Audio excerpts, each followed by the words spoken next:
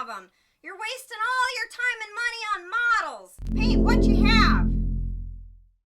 Hello, everyone, and welcome to Model Club TV, episode 80. We had a little bit of an issue, like 20 minutes before we started, and Scott had to step out of recording this evening. So the most amazing gentleman, Rob Mattison, is going to co-host the entire episode with us. Hey. Thank you, Rob. How are you? Hi, everybody. I'm great. How are you, Jason? I was great until about an hour ago. I suppose. I was looking forward to tonight, and now I kind of just, but we'll figure it out. We'll figure it out. Rob was going to be our guest, and I figured, hey, we'll just have him on for the whole thing. So we're just trying to get slides out to Rob real quick so he can see what we were going to talk about and everything. How are you, sir? I'm great, Jason. It's been a busy time. My mom's moving into some assisted living kind of thing, so we've been really super busy. But the families all got together, and most importantly, I don't know if I should wait till later, but my kids came home last weekend and actually painted figures with me. That's awesome. No, we can talk about that now. Yeah. It took them to be adults to do this, but it was the greatest weekend of my life, having all of my kids kind of paint with me. Oh, that's awesome. So you and David Horvath now have the family painting together. That's fantastic. Yeah, what did you paint? What were they painting? They were helping me paint my Warhammer guys because we're getting ready to play Kill Team in Warhammer 40K. Oh, are we allowed to even talk about that on this channel? I don't know. They're models and I paint them. So I'm going to say yes. So we'll come back to that as we get going here, because you've been sending me pictures, and Kill Team's a game that I really want to start playing. I've played a couple in here and there, but I have so far every box set. I just don't have anyone to play with. So we'll get back to that in a second. So otherwise, let's try this. Have you watched any movies? I have. I have watched movies. I was so excited. Gosh. I know. Every time I watch the episode, I'm kind of disappointed only one of you watched movies. So it's like I want to. And now I think I watched when you didn't. I saw No One Will Save You. Yes. So talk to us about that. How is did you like it? Yeah, it's Aliens. So me and my wife had different opinions on it. The main character is the young lady from End of the Effing World on Netflix. Okay. And we really like her as an actress. Wait a minute. Is that the one where she's walking around talking to everybody? It's the one where she's hanging out with the young kind of wannabe little killer guy. Okay, no. I'm thinking of something different where there's a comet coming. Yeah. And she's talking to her former self. Anyway, all right. No, I don't think that. It might be the same actress, but I don't know. I'm not sure. But it's definitely an alien movie. There's no doubt about it. They don't hide any facts from little to big. You get a little bit of everything. And there's a dark backstory that you get to try to live with. And either you're going to like it because the main actress maybe says 20 words in the entire film, or you're not. See, I like that. And I dug it. I like that. I did. I have an irrational fear of aliens. Did you ever see Communion? Yeah, yeah. Okay. So in Communion, when he's laying in bed and that first alien just kind of creeps around the door frame? Yep. Forget about it. I hate it. I hate it. I hate it. I hate it. So anytime people I know will send me alien pictures like that to just screw with me. And I just, One of my oldest nightmares is the burnt bodies from War of the Worlds. Yes. And we only saw it in black and white back when I was a kid on TV. So you'd see these gray shadows of people on the ground, and it just freaked me out. Was it Svengoolie that called them coffee grounds, I think, or something on the ground when I was watching it? Yeah, totally. That was we've talked about War of the Worlds a lot on here, and that's a pretty brutal movie when you get down and really think about what those things were doing to people. Oh, yeah. Dusting them. And every version of it, Yeah, every version. Yeah. So it was one played off with a book more. Where can we find that movie that you're talking? Hulu. Hulu's got it on? Okay. Cool. Yep. Hulu has some other stuff coming out I want to watch too. Something about web crawler something. I know Friday Night at Freddy's comes out pretty soon on Peacock or Paramount. Kids keep talking about it at school. I'm afraid it's going to be a duplicate of the Banana Splits movie they made a couple years ago. I hope it's disappointed me so greatly. Which I have not seen, but I kind of heard other people be disappointed about it, so I didn't end up watching it. So if I can give you one little highlight on the Banana Splits movie, in the DVD or Blu-ray, they have a making of, and they show you how they overshoot and use contrast and color correction and stuff. Uh-huh. So if the movie was crappy, at least I learned some cool stuff in the making of stuff. So, that's awesome. Any other movies you saw? I want to talk to you about this Monster magazine whenever you want to talk about it. It's called Monster Magazine. It's just monster with an exclamation point. It's a kind of a pamphlet book, and I think it was created in 13 or 14. Okay. There's like 54, 35 issues of it. And one of my summer goals was to read the entire series. Well, it's really dense, and it's full of, I love famous monsters. I love Fangoria. I grew up with them all. But this movie is for the real movie watcher who wants to know what that director directed, what those actors actually did, from the lowest cast to the highest cast. But more importantly, they're sharing only monsters, no slashers, no nothing. It's all about monsters. You get Mexican, Indian, Japanese, Chinese, Thai, Korean, Vietnamese monsters that I've never heard of. So Yeah. I've really been into the Mexican monsters, like Shippa Monsters. It's fantastic. It's just a great movie. And a lot of this you can find out on YouTube. Okay. But I can't recommend the magazine enough. Okay. I'm diving in every day. I'm reading about a movie. I have to go find it because they've given me so much to absorb about it that it just gets you pumped up. Okay, send me a link afterwards and make sure that I get a picture I sure of will. something. Okay. I sure will. Cool. That sounds and it's great. funny. They're printed on Amazon. So in the back of the book, it's like 2 days after you ordered it or before you got it to your door. That's pretty cool. It's hot off the press. You can smell it on these things. Nice. Yeah. I just saw that there's a famous monsters convention happening. Oh, I didn't see that. Just out of the blue, because I follow them on Instagram, and there was like, hey, the famous monsters convention's coming. And so I was like, holy crap, maybe that would be worth going to one day. It's just, I think it's like soon. So you saw Flash, right? I did not. Well, you haven't yet. But you can talk all about it because I watched like enough. A Keaton school. Is that the best? Give us a quick. I'm really easy. So you're not a hateful, horrible person like me. I'm a superhero guy. I used to own a comic shop, so I'm banked on it. There were parts of it I didn't like. There were parts of it I really liked, and I was okay with the overall film. I'll watch it again. Where Black Adam, I don't know if I'll ever watch again, even though I was semi-entertained during Black Adam. It was, Black Adam was kind of just one of those throwaway, entertaining. I'd watch it again for Hawkman and Dr. Fate. Yeah, Hawkman and Dr. Fate, they look cool. They look cool. I thought they did a good job with those characters. And Keaton was good? Yeah, I like Keaton. Yeah, you flush, you hear the music, and he's there, and he says the line, and you get a little blush like you did when you read Dark Knight Returns, and you open that page, and you go, holy shit, this is cool stuff. Wait, has it been 7 minutes? Yeah. Oh, good, because I couldn't swear in the first 7 minutes. Yes, it's 8 minutes now, so you're okay. Good. And I don't think we're gonna edit anything. So yes, swear away. We're good. That's all right. We're totally good. How's work going? Work's good. It's busy. I work at a university. Yeah. We're getting built up for Geekon, which is in December. It's a big convention.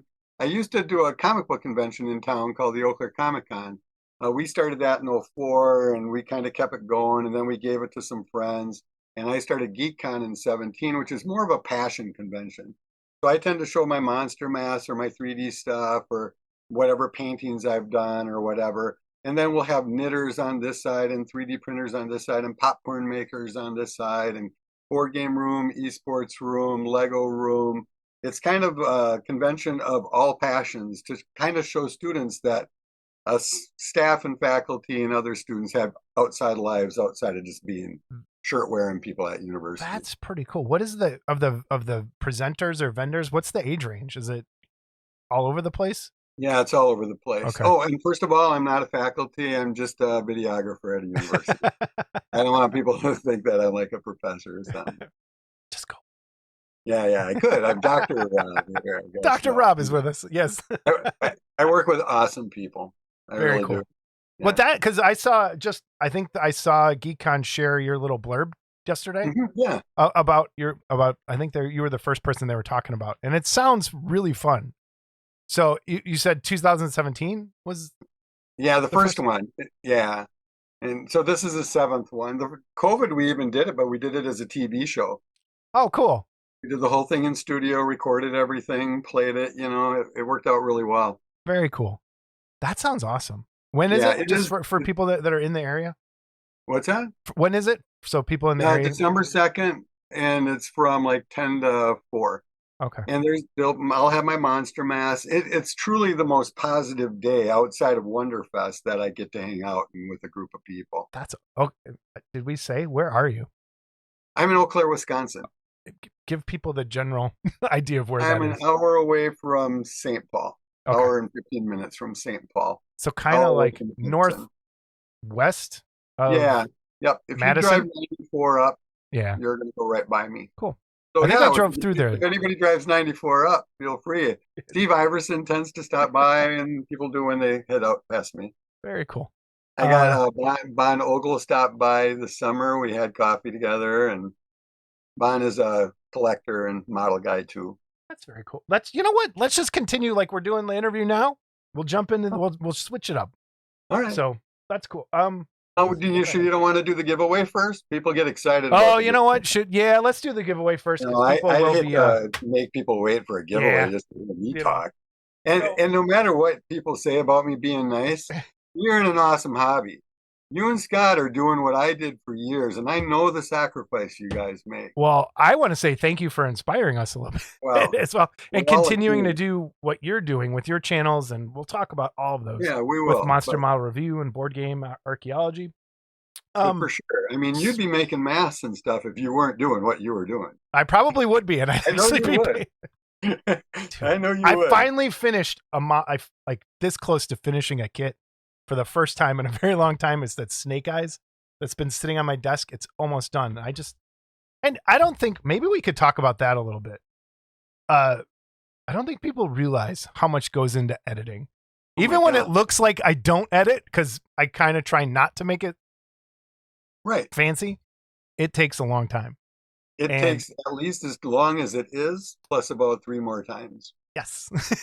I was explaining that in the comments in the other video. It's usually about 3 hours per at least. And if the 3 plus, like you said, yeah. Well, you watch it, you stop, you edit, you tweak, you have to rewatch what you've done again. And then when you're done, do you watch it all again? Or no, are you good I can't. Do you? That used to be my soul stealer when I used to do bigger projects. Yeah, no. And that's why when things get past me, because I'm the only one that sees it, and there might be a typo that someone complains about, and I'm like, dude, I try my best. Trying my best. If it makes you feel any better, I got a crew of people that will all look at something and see the misspelling and not see it. And sometimes it's just because I backspaced and I had a sentence and I left a word and I didn't. Speaking of screw ups, the giveaway. Yes. So this screw up was I called Jesse Rubin Jesse Goodwin last episode.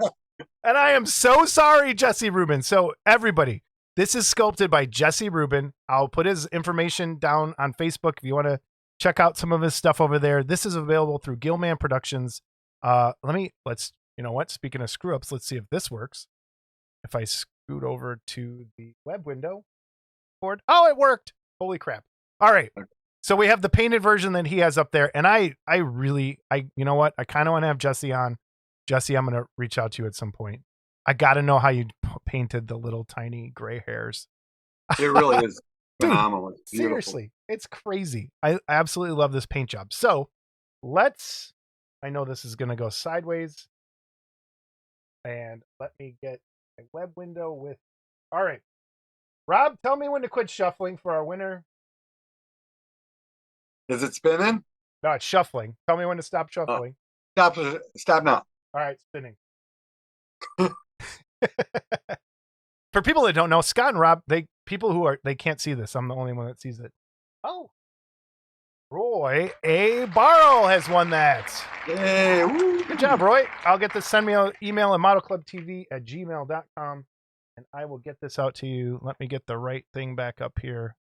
There we go. Thank you. Good job, Roy. And thank you, Paul Gill, Gillman Productions. And thank you, Jesse Rubin, for sculpting that amazing piece. And the beautiful paint job. I think all of us lucky people who win things should paint them up so they can be on the gallery at the end of the show. That, you know what? That happens sometimes. I gotta Very send rare you my though. wish that I got from Mark. It's beautiful. It's right up here, over there. I have to move everything. We're gonna have to do a look around. All right, where are we? So we got that news and reviews. We'll skip down to what your stuff. We'll do news and reviews in a little bit. Let's talk about Phil.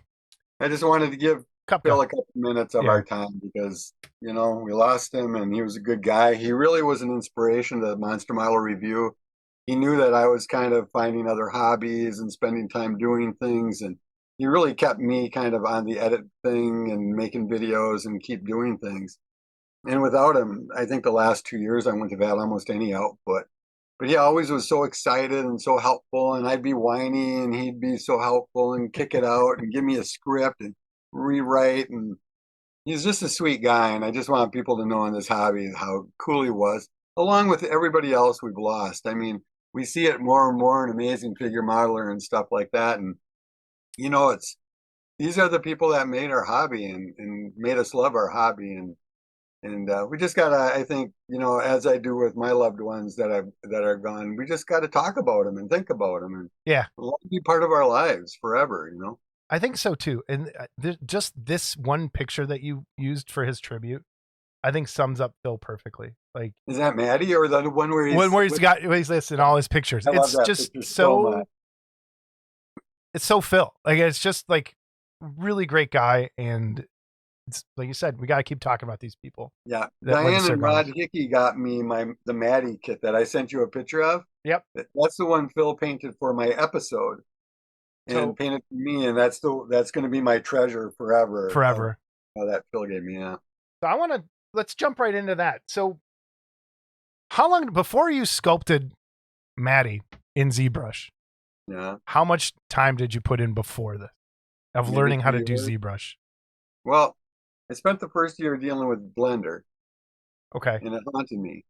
And luckily I had good people around me and I got a good copy of ZBrush, a legal copy of ZBrush. And I have to say with Tony Cipriano and Michael Berglund, I mean, those two were so instrumental about helping me.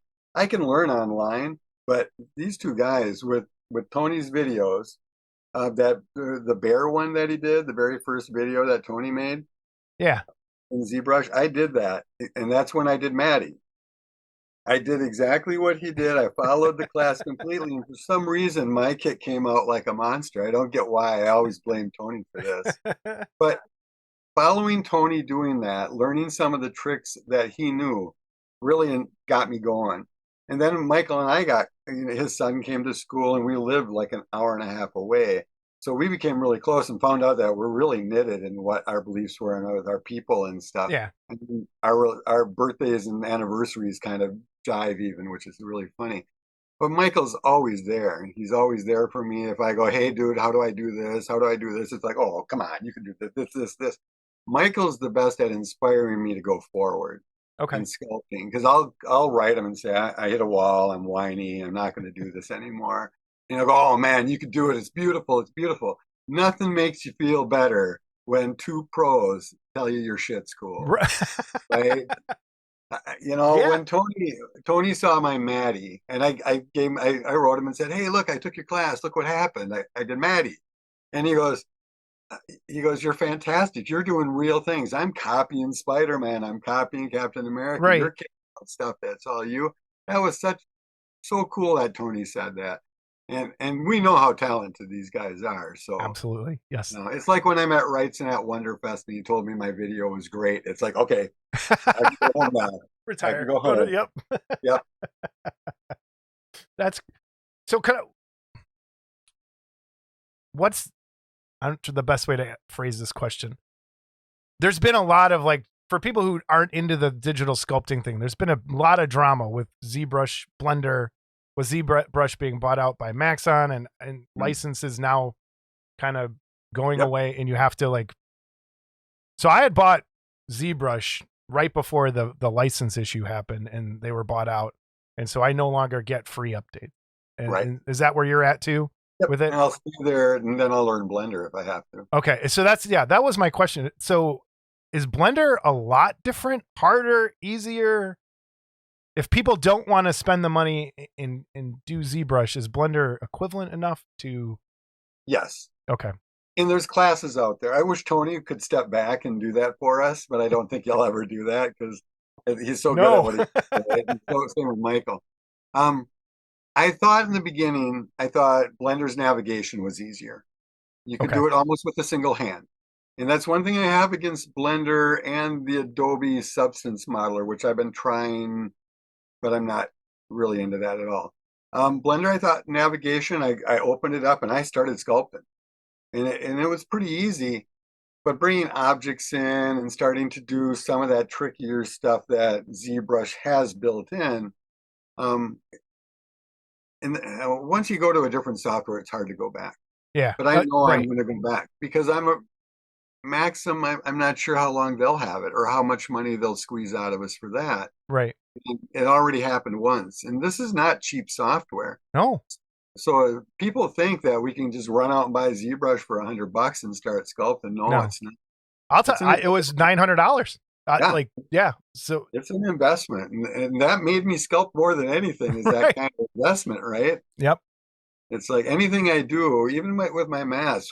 If I'm going to invest $400 or $500 of family funds, we want to retire someday. I got to figure out a way that I can kind of make some money back. Yeah. So I do. And there are some really cheap free options because I have a student, and this is kind of awesome. She's in 8th grade now, special ed student, immigrant. Her mom's just became a citizen, so I can't talk, I don't want to give any more identifying things. From Africa, special ed student, awesome. She has a tablet with some sort of sculpting software on there. I know what it is. And I forget, I think Jamie Side pointed it out to me, and now I forgot what it is. And Michael's been pushing it on me, and I have it highlighted, but I haven't because it's an iPad thing. Yeah. Yeah. And she's just been doing these really rudimentary, little weird things on there. And she knows I have printers. And she's like, so last year she did it and she just did it a couple weeks ago. She's like, can you print this? And I'm like, hell yes. Whatever. For a kid that's just screwing around just to get that seed in their brain of I can make something or there's a way just to keep encouraging it. I'll print whatever she wants. 58 when that happened to me. the second I saw a filament printout of something I sculpted, it was horrible. The filament, you can see all the ridges and everything. But I knew at that moment life had changed. Yeah. And I knew I'd go sculpt more specifically to get printed. And then I started looking at resin right away. And the second that Mars came out, I've had my Mars for 4 years now or something like that. I love my little guy. How many printers do you have? Which you have a Mars? I have 2. I just got the Saturn. One thing you guys don't warn people about, those Saturns are much more guzzly than the little guys are. Wait till you get a Jupiter and you're filling up buckets into that. Right. Getting the Saturn was a life changer again. Yeah. I mean, it was. I started printing bigger things. I started making things I really wanted to make that I just didn't want to cut up before. Right. It's amazing. But yeah, I think I'll go back to Blender. I've been kind of playing with it anyway. I know if our school goes that way, we're going to go Blender because it's free. Right. And I think it's good that a couple of us tech guys in our department know how to Blender. So, yeah. This other picture you have of Phil, let me pull it back up, where he's got the drill and the Dremel tool. Yeah. He would take that's a different Phil. picture. It's so cool. Every time we do an episode, he would pose for a new picture, and I think Diana took all the pictures, Oh, that's great. But he was always clowning and joking and. Oh, so cool. I got another Maddie picture. So here's the final result, the painted version that people can see on screen right now. Is that Bill's version or my version? This is with the red shirt with the white is background. Is it a diorama or not diorama? Not diorama. That's Bill. Okay, yeah, just the. Bill did my straight kit for me. Mm-hmm. I did the big diorama that I took to Wonderfest a couple years ago. Good job, Bill. There's your masks. You've been getting into masks, my friend. I did, and this is one of those things I've wanted to do all my life, and finally just decided I had to do it. I just had to. I saw an ad for the H2O Ed head. The gray head. And it's for $40, $49, I can get that. And sitting right there. That's why I looked over my shoulder. It's I sitting up remember there. how I tried to keep it clean in the beginning too. You try, right? Before you spray paint it and everything like Yep. that. But no, I saw that for sale, and then I started going, yeah, I've always wanted to do this. I'm getting old, and if I don't do the shit I want to do, I'm not going to do it. And I kind of made a promise to myself 6 years ago to try something new every year. So that was kind of like I learned how to paint in Photoshop. I learned how to 3D sculpt and print. I learned how to make masks. I picked up a guitar I hope to do something with, but I don't know yet. And what you said about trying to learn something new every year, I think that is something that I think that's sound advice for everybody, because how many people do we know that don't do anything after 50? Like that just start to waste away at that point. We Whereas, see it every day, yeah. right? And I don't want to get depressing here. No. But I mean, that's one way to keep healthy, is to be learning things and doing things and trying things and keeping your brain active and doing stuff. And as even now, my brain, I can't remember shit at the time. Like, what am I doing? Try to do game shows about game things. I know, what the heck? I can't remember Warhammer rules for like the one time I played, and try to go back. I don't know how you do it. Since COVID, Hunter and I have done some 80-some episodes of board game archaeology or board game whatever, and I don't know if I could go back and play the games. Let's talk about that for 1 second too. We'll come back. We're all over the place, but that's totally fine. So the board game archaeology, when you and Hunter, because it's an awesome show. If people, I'll put the links down below. What you guys do is go and find old board games and just do a quick. Find them. They're already here. Or they're right there. Yes. And run through the rules and give a quick demo game of how it plays and your thoughts on it. And I think it's one of the, I don't think, are there other people that do that on YouTube? Like, there are. There are? Okay. Yeah, but I think the way you do it differently, but yeah, and yours is very simple and straightforward, short, not like, it's awesome how you do it. So everybody go check that out. Get more into the rules or more into, we're talking about the art and the playability. Yeah. Yep. Just stuff like that. Very, great channel, great stuff. Thanks. What's the worst game you've ever found that you've put on? That's coming up. Is it? Okay. We have a game called Shifty Gears, and it's these gears on a board. It's unplayable. Okay. Yes. I also had one of the famous monster fold-out games. There was some episodes of Famous Monsters, Creepy, Eerie, and Vampirella had fold-out games in the cover. I scanned them all, and we did episodes on a number of those. There was one that was simply unplayable. You couldn't win. You just couldn't win. We never won. But Shifty Gears, which is probably like right there, it's these gears that you got to put together to make a little flag come up. It's virtually impossible to do it unless you do it exactly one way. Hunter and I stopped playing the game and just tried to do it, and it took us 15 minutes to get it to actually work right. Oh my gosh. So that was the worst, I think, game. Best game you've ever found? The best? I don't know. I think the most modern one, I think, for playability, even tonight, we had game night at work. Another one of those events that I kind of started, but we at work every month on Wednesday, the second Wednesday, we play games. And Horrified has become one of my go-tos because I can teach anybody how to play it in a single sit-down. By the second person going through, people are jiving with the rules and playing the game. It's super easy. And we get to play with our Universal Monster friends. Yeah. I did make a Sleestack version of it with the whole Land of the Lost crew. Yep. That I've given away to the Land of the Lost crew. And even though it's cool and it looks great, it's still unplayable. I have not been not slaughtered by Sleestacks. Every time we play it, the Sleestacks just kill. That seems about right. I mean, they're so slow. Zombies are slow. Well, it depends on the movie. Yeah, but I'll fix it. It's all about numbers, and that's kind of the fun of creating game, things. I don't think, especially Warhammer and those type of games, to be able to balance the rules and make a nightmare, just a straight nightmare to get that stuff to work. Warhammer's what, 30 years old, 35 years old? Fantasy Battles, I think, is turning 40. Well, it's coming back, but I think the first Warhammer Fantasy Battle game came out. It's 40 years old. It was 83, I think it started. I think. Yeah. I started with Melee and Wizards, which is a Steve Jackson kind of game. Yeah. And then I got into Warhammer with my buddy and just did the Games Workshop stuff for years. I didn't play D&D. I have a shrink wrapped yellow box of the original D&D that's mine. I just never played it. Yeah. I think well, if my kid sees it, I'll give one of them to like a wedding present or something.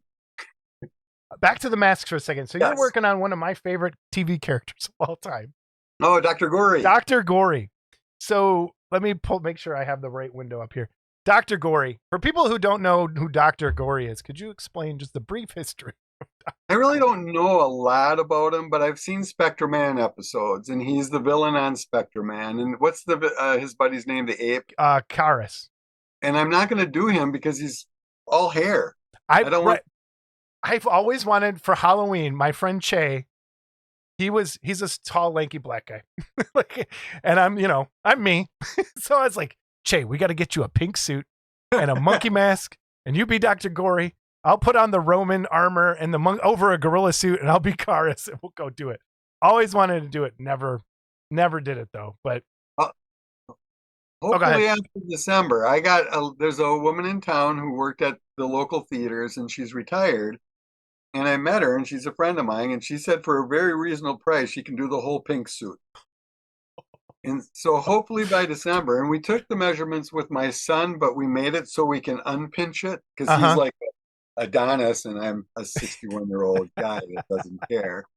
And so we're making it so hopefully for G-Fest, that's one of my goals. If I can go to G-Fest as Dr. Gory, that'd be pretty cool. I've had that thought, and I'm glad you're doing it. Like that's love it. So let me talk. Let's show more people these pictures. He's truly a character that just makes you smile. And he's just like, the way he talks is just. I don't know if people know who Spectre-Man is. Like that show, it was Ultraman's janky cousin. Like it really was the worst monsters. The flying whale. Oh my gosh. Where they go inside the whale, and the whole inside of the whale is just garbage bags on the wall. But although there's a lot of Ultraman, and there's a lot of bad stuff in the 70s. Oh yeah. There was a new monster almost. 99% of the time they were all new. Every so often, Baltan or Z10 or somebody would show back up, or Gamora or Pigman or something. Yeah. But for the most part, it was a single episode, and then they had 65 episode seasons. Yeah, and different. It had different monsters every time. But anyway, we're trailing down a whole nother path. For your mold making. Yes. What are you using plaster wise? What are you using latex wise? Just if someone wants to give it a try, what's your go-to brand for that stuff? Well, the cool thing is you can get cheaper. You don't have to get alginate. You don't have to get the expensive pottery, but you need to get either a potter. It's called pottery plaster. Okay. It's called pottery plaster. I've done it with regular plaster too. Just use burlap. I think it'll chip faster, but it depends on how many you're going to make. I think every single mold I made will last me forever because they just hold up really well. But first of all right, say you got a form of a head or just air-based clay, the cheapest stuff you can buy. And you can buy it cheap.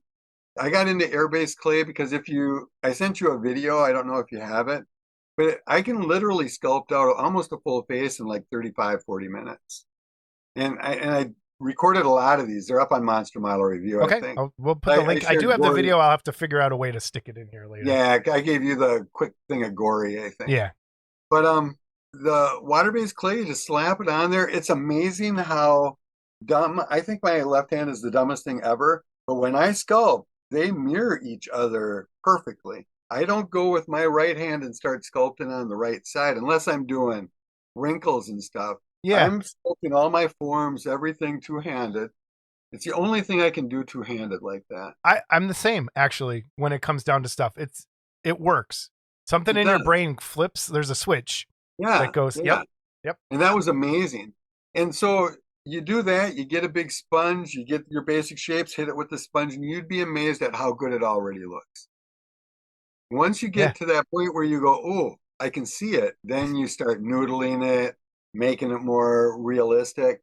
The hardest one I did was my Glenn Strange Frankenstein, and I can send you a picture of that if you want. I did him only to prove that I could do something that looked like something, and he's close. I think if you looked at him And well, you have one. I have one. I Yes, can you run do. over and And grab it. he looks like Glenn Strange a little Yeah. bit.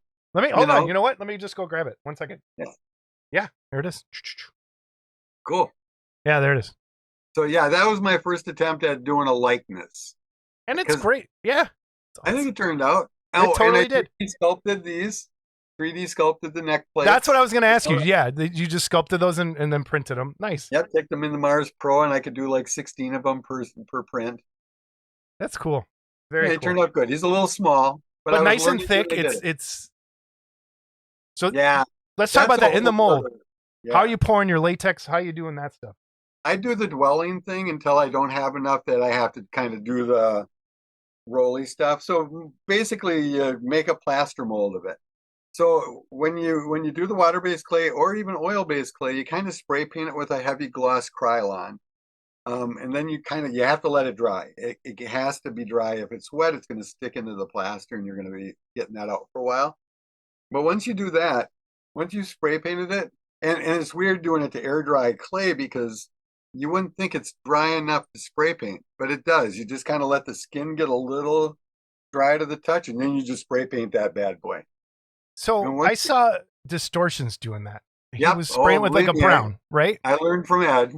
Right. So I was talking to him the other day. I always thought the same thing. Like, that's totally weird to be spray painting clay. How does the paint dries fine? Like, just. It does. But you got to make sure it's dry.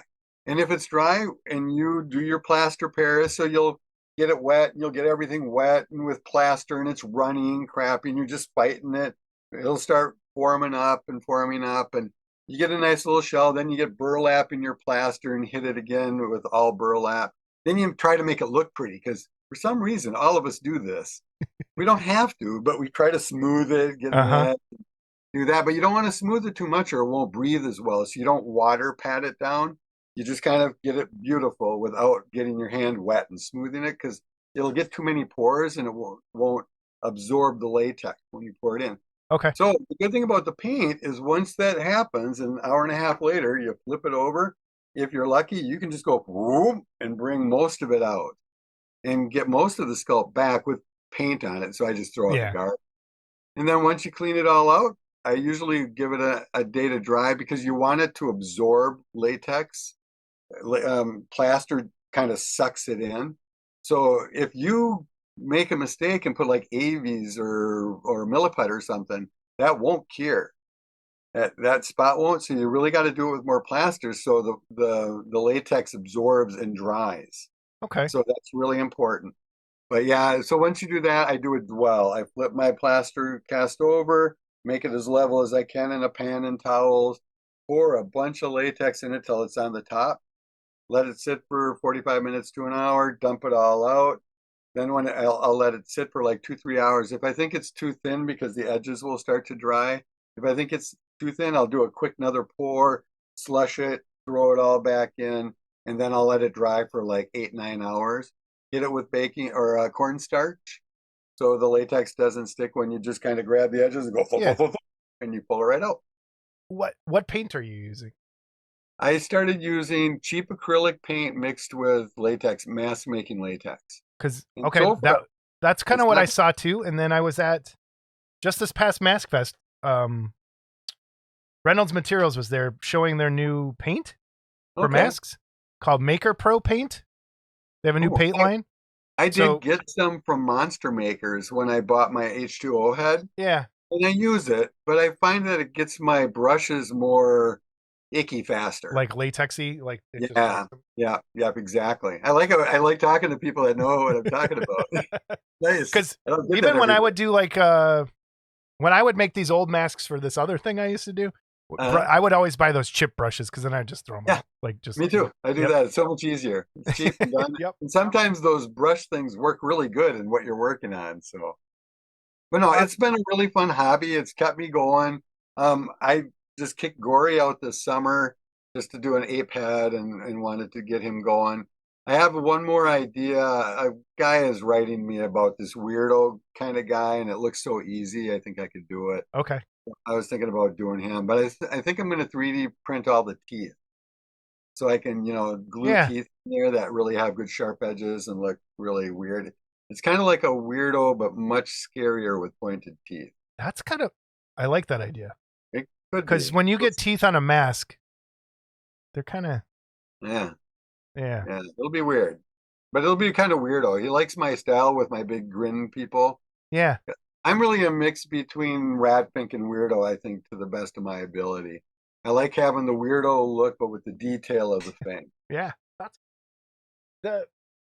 I saw this over there, your Hodag. Did you sculpt this little plastic Hodag that's on the site for sale, or is that on the Hodag page? No, it's like paint your own Hodag. Who did that? No, but I thought that was really cool. That's based on the ones that they had. They have big plastic or big fiberglass ones. Okay. So for an annual thing back a couple of years ago, I don't know if they still do it, but they would do like hands across Eau Claire, these big fiberglass hands. Some business would sponsor the Hodag, and some local artist would paint it, and they'd be judged and then auctioned off for some cause, the kids' museum or whatever, And so that the sculpt, I think, is based exactly on that. Okay. I like it. I'll order two, cool but I know the owner of the Hodag store because he sells my prints and my Hodag stuff, so I'll make sure to get some from Ben. Could you want to tell people what the Hodag is? The Hodag maybe we could start talking about Hodag more than Bigfoot on this show. That would be kind of cool. At least I can say right now that the Hodag is 100% made up by a lumberjack guy, storyteller that did it for shits and giggles, and there's nothing real about it. But I got lucky. When I was like 7 or 8 or 9, I went to the Northern Wisconsin State Fair, and they had a Hodag in a block of ice. And it was probably beaver pelts and bones and crap, but I was fascinated by this thing. Yeah. And it just locked in. I just loved them. But it's a lumberjack kind of. Each story is different. Lumberjacks used to abuse bulls and cows in their thing, and they would burn them and stuff. And this rose from the ashes is one story, and there's multiple stories. But it's a cool looking creature with spines on its back. It started being dog size, and then it became bigger. Rhinelander has their own, and that's green and about 12 feet long. And every time I go by it, I take a picture. Laura and I stop and get our pictures taken. But the Hodag's just a fun cryptic that I wish we would get around Eau Claire, which I'm pushing for. I'm trying to start something for that. I've done some paintings already, so. That's awesome. Michael, last episode, Mr. Berglund said Bigfoot is not real. Oh no, I saw your whole episode. Do you agree with that part? Wait, say that again? You did you had the Lord of the Rings stuff and Out of the Box. I saw that too. Yes. You think I'm just screwing around here? No. So do you agree with Mr. Berglund on his assumption that Bigfoot is? I have to. I learned that back when I was young with the Loch Ness Monster. So what? You need a family. You need a family, but what? And I was thinking after I edited and during my editing, what if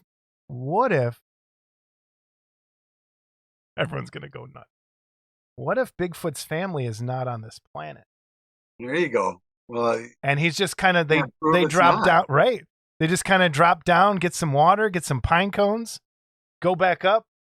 And we're just catching them when they're, landing for a little bit. Let me ask you, why do you think aliens would be our size? Why wouldn't they be? I don't. I think they could be a billion times. Like they could be this big. Right. They could be. Right.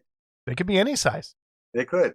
I'm a strong believer in life in the universe. I just don't know if they're screwing around with us. Yeah. There's something going on. For a long time, I felt like our planet was like a cesspool, like some spaceship came by, flushed its toilet, and look what happened. Yes.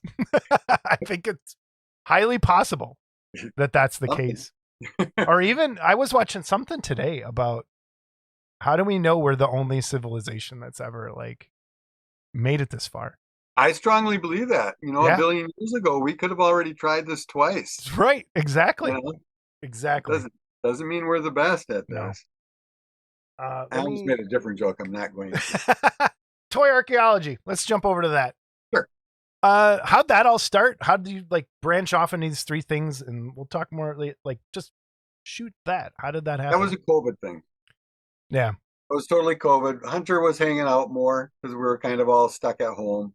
And as you can see around me, I have a huge collection of board games. Usually most of them are movie related or TV related or something that I loved when I was a kid. I've got way too many games, and thing makers. I have like a huge collection of creepy crawler things. Oh my god. But anyway, Thingmaker's the greatest thing ever made. I that's what I had was yours what was the first one you ever had? I had the monster one. Was it like the cauldron? Like it looked like a I had the old ones. I had the worm and stuff like that because they'd always go, "Hey, you should use these fishing," but there's no way I could just dig worms up. Why the hell would I get these? And they were cool to have around. And I still have some that are probably 50 years old. Yeah, oh man. Old. Cool. But I have 1, 2, 3, 4, 5, 6, 7, 8, 9, 10 sets and 2 incredible edibles. So anyway, all my kids have grown up with this. This is one room that's from this all the way around toys and stuff. So Hunter said, "Hey, you like doing videos, you like doing shows, you're not shy."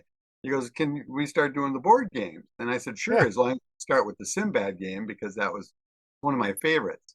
And I didn't even know it existed until like 20 years ago. It's actually based on the Ray Harryhausen stuff. It's our first episode. Okay. And then $6 Million Man we've had forever and Planet of the Apes and everything. So Hunter got me going. And the fun thing about it is, if you watch the episodes, I didn't get my hair cut for a year and a half. So it all gets really nice and shaggy. And felt like I was 18 again for a little while.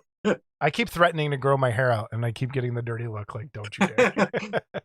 Yeah, I can't grow too much out. No, I would look just like you, actually. Yeah. I find that the longer it gets, the more serial killer or Eddie Quist. Eddie Quist? Yeah, from the I keep seeing Warren Ellis from Nick Cave, and I'm like, I want to look like that, like just this gross, greasy. Yeah, the like stringy stuff. Yes. Isn't that kind of in the Rob Zombie stuff? Yeah, too? A little bit. Yeah. I'm not a fan of Rob Zombie stuff. No, I just had this conversation with somebody the other day. I am not either, and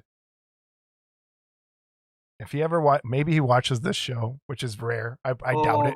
I doubt it. Music. I own some CDs and stuff, but I'm not into the human torture-y horror as much. I find humans as monsters is too real. Monsters as monsters is a step out. It's more of the fantasy. It's more of the enjoyment and special effects and what we're into. Humans are bad enough, and I got the news to haunt me. So yeah, yes, you do. Yes. I agree. And mine was more about his music, like his live shows. Mm-hmm. And Rob, if you watch this ever, I'm sorry, but I think he masks some of his unoriginality with homage. Where he takes like his stage show has all the monsters you and I are familiar with, and he's familiar with, but I don't think a lot of his audience is. And so they think they're Rob Zombie originals when they're not. And that's like he has Nosferatu on the screen. He has some anime going. He has a bunch of the other stuff going on stage, like big prop monsters and stuff.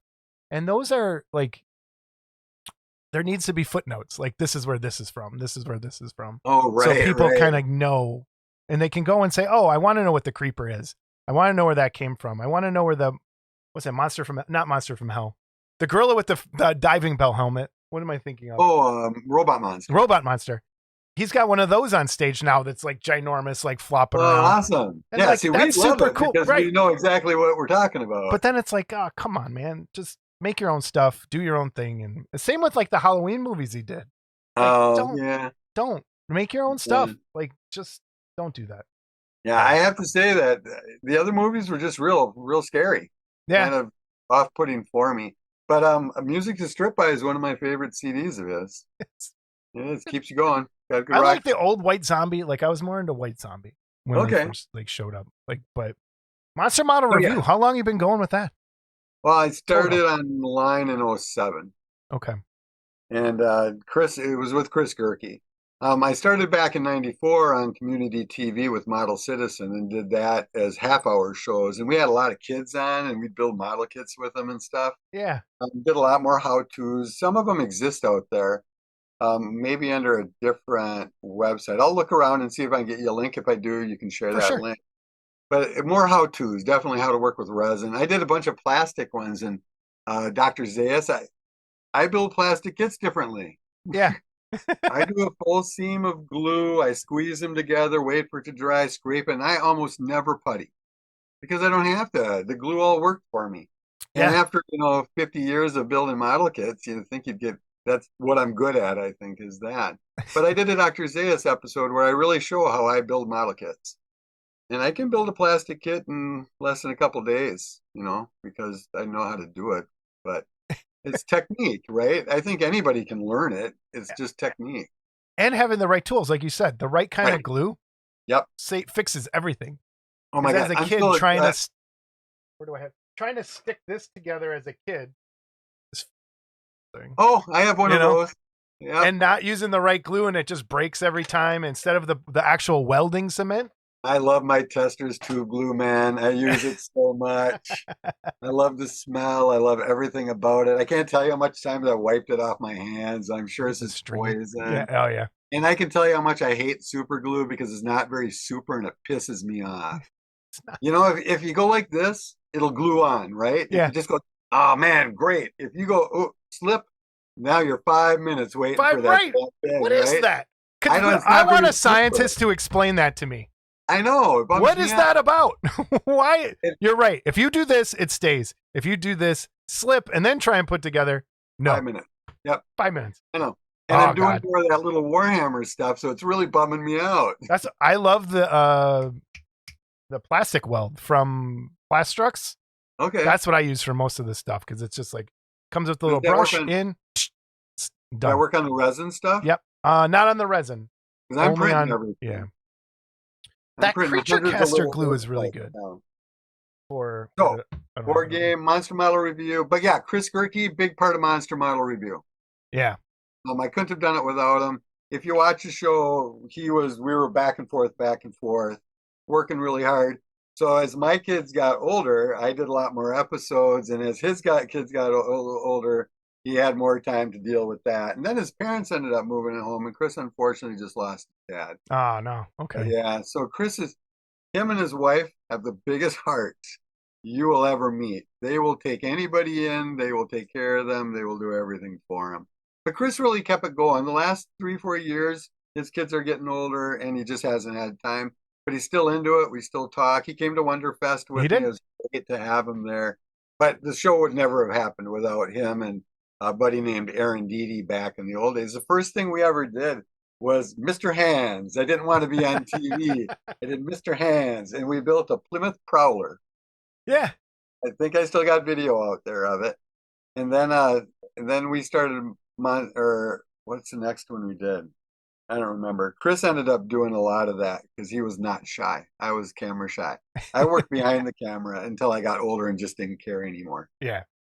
But yeah, the model thing has been, well, like you, we do it to help promote a hobby we love and don't want to see parrot. And that's one of the things I wanted to specifically talk to you about with this interview. And we've had, without Scott here, no one's swearing at us. No one's talking about my mom. So we can have a serious conversation. I feel horrible if I did that. Wait, you don't know my mom, do you? We're not going to. No, okay. I don't. All right. I love to meet her. I hear a lot about her. One of these days, she's going to make an appearance. That's awesome. But hobby outreach. What are some of the things you've done to promote besides the YouTube channel? Let's talk about that first. I think everyone should start a YouTube channel. Sure. Start a channel. Just do your own little things. Show your collections. Show some of your kids. Do unboxings of things you have. Do some little painting tip videos. The more, the merrier. And I am not one of those guys Robin Model Club we got the corner on the YouTube. No, if you look at the miniature guys, there's hundreds of people doing miniature painting videos. Right. And everything. And I think if we flooded the zone with that sort of thing, it only would help us and not hurt anybody. Absolutely. I remember, I think one of you guys either asked me or wrote me or something. And I'm going, oh man, I'm super happy, right? And I started putting your advertisement in my show instantly, Yeah. And watch their show. But yeah, no, I was happy. I'm always happy you guys are doing this. It's a totally different thing than I could ever do. Although I'm doing it now with you. So yeah. Well, hey. And I like it because this was an audition you didn't know. So This Someone's is the way fired. we get to keep up now. We should do this more often. Yeah, we should. We totally should. So I think YouTube channels is one way to do it. What are some of the other ways you've promoted and shown Sure. the I hobby? consider myself kind of whorish in this, right? So if a library has an open display case, I'm not shy to ask about that display case. Like, do you do something during the holidays? Do you do something during Halloween? Our university has empty cases over by the library, Mhm. and luckily I knew the people and said, "Hey, don't you think this would be really cool with a bunch of monster models and stuff?" And they said, "Sure." So I've done that a couple of years at the university, and it's a nice 30 foot of cool glass shelves with all my monsters and stuff. And they all have little displays on what they are and where they come from, what year they came out. And then I've done the convention. I've done art gallery shows. I'm the one of those weird guys that can get into art gallery shows with like model kits, painted model kits, because I have cool friends, right, that do Yeah. other artwork. So Andrew Ritchie is a really good buddy of mine. He lives in town. We raised our kids together. We were both like second shift workers. But I met him at the comic shop like 30 some years ago, and we just ended up being my buddy. And honestly, you guys got the same beard. His, I think, is a little longer though. I don't You know. probably, I'll hey, have to mine's judge just it. kind of stopping. I don't know what's up. I Hey, think it's jeans. what the hell is it? You guys get so many props for this beard action. I'll go out with him to eat. Yeah, oh, props on the beard, man. Props on the beard. I It's feel like, weird when someone says, I'm like, yeah, all right. but yeah. And so with Andy or Andrew, I'll bring him into it. And then there's other local artists, Bill Hauser and stuff like that, and I'll bring them in. And so we'll do art shows. We'll have in cool galleries, like the biggest ones in our area. And there'll be a wall of model kits. One time we did a whole room like a 1980s kid collectors thing with Star Wars figures and thing makers working and everything worked, an old video game system in the corner. But libraries I find to be the best. But honestly, any group will be happy to talk to you. 4-H. I was judging the model thing, the train thing. I haven't done that for years. I moved over to the computer programming and the video guys because I work at the U in that. I wish I Okay. did. I wish I would have done the model stuff more. So But 4-H, no, there's a yeah, they- 4-H. 4-H does a model. There's a model like category. Yeah, there Sometimes? is. Okay. Yeah. Yeah. There's models and there's Legos and there's handmade artwork, and I see a great taxidermy at 4-H things. Ooh, I know, I love ooh, taxidermy. yeah. That was I'm going a to be my saver of retirement that. job. I was thinking, but I'm just Really? I was thinking I about can it. see that. Yeah. It's coming up with the carcasses, I think would be Yeah, the that was my mom and dad when I was a kid. They're like, "What are you doing?" I'm like, "Yeah, right. boiling this on the grill." Um, But yes, but the I library, strongly like, believe- I'm the opposite of you though. I'm not someone who's very like, I can't just go up and go, "Hey, what about that case?" So that's something I got to get over and not be as shy when it comes to things. And I think I've always had that, like, not antisocial, maybe, of like people who do go out of their way to promote it. I'm like, what are you doing? We're just model guys. But now I see the purpose and why, because I see the like why we need to do that, or it's going to go away. So Well, library's a great shot. I think. That's have a you good idea. worn your hobby on your shoulder your whole life, or did you hide it? Not that it's good or bad. No, I think like everyone knew what I did. Like as a kid, I was the nerd painting miniatures and stuff, and And you never I never stopped. hit it. Not at school, never like. Good. But there was no one else. Like there's a D&D club at school right now, and that's like I didn't have that. We were Satan worshipers. If you played D&D, you were a Satan worshiping weirdo. Like you're not like that's what that was going on, and now everybody does it. And I think there's very few of us that hit this. I think most of us really rode that horse all the way through it. The people that hit it are those people that got old. Yeah, absolutely. Yes. They are. But no, I find that people who hit it are different in a way. It's like, God, you should never have lost that youthful love. For sure. Why would you do that? But no, it is hard. And I know that it took me a lot of years to get really comfortable. I got forced into it working for nonprofits where I actually had to, because I was in the early web days and I could make webs back when it first started, websites. So for nonprofits, I could teach them how to do free websites or very cheap websites. So I ended up talking to a lot of people, and it got me a lot more used to just talking to people. And I realized if I just keep it on my level, everybody's happy. I'm happy, they're happy. The one thing I did do, and I think I've talked about it before, is for a while, for 1 year at school, at elementary school, for third, fourth, and fifth graders, I had a model building club after school, and I got some donations, and I went to different hobby shops, and I had bought like stuff and built models with kids after school. So maybe if you're a parent, you could propose doing that club at school with some kids. You can maybe, I've seen some, I keep thinking of just doing, and this is maybe a future job thing, but I see an empty storefront, and you know how they have all those bottle and bodegas for the wine moms to go paint. Just set up like a storefront called Drop Your Kid Off for 2 hours, so that you could build models and just hang out and learn 3D printing, or learn how to do just almost like a STEM lab, but for for super nerds. Right. As long as they're not dropping off their little Hellcat, Well, they will. That's what's right. Which I have that experience, but it's really our job to keep it going. We can't just have the producers doing all the work. We got to spread the word, tell our families we love it, show our grandkids or kids or nephews and nieces, and that family. I think reaching out, spend an extra $25 at Christmas on a kid and send them a model with some paint. Well, I hope my daughter doesn't watch this, because I'm sending them like Army speed paint stuff, because they got so into it this weekend. They're getting the whole speed paint for Christmas. Speed paint's, for people who don't know what speed paint is, want to explain a little bit about that? Because I think our side could benefit a lot from speed paint. It is. And it's funny because I wrote them and said, hey, because they have this thing where you can get free paint. And I always try, right? Because that's what we do. If we're on video, we always ask for free. One thing I found out too is conventions, we can almost get in for free every time if you just write them for a press pass. Write them for a press pass. But the Army paint thing, they said it would be 2 weeks out, and they didn't want to blah, blah, blah. And I just said, screw it, I want to buy it because I want to learn how to paint it. I didn't know if I could use it with model kits. And you can, but I wouldn't use it on big pieces. But I used it on faces and hands. And the flesh assembly creature that that little miniature that I blew up to this size and painted it, all the gory red is with the Army painter stuff. So I can see where this it's I don't know, a high contrast kind of ink. It's like almost like an ink. Yep.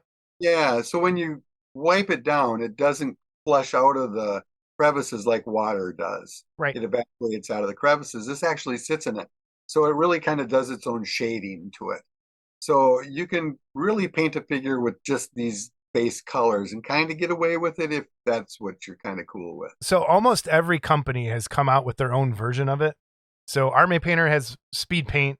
Vallejo has, I forget what Vallejo's is called right now. And Citadel has their contrast paint, which is the same stuff.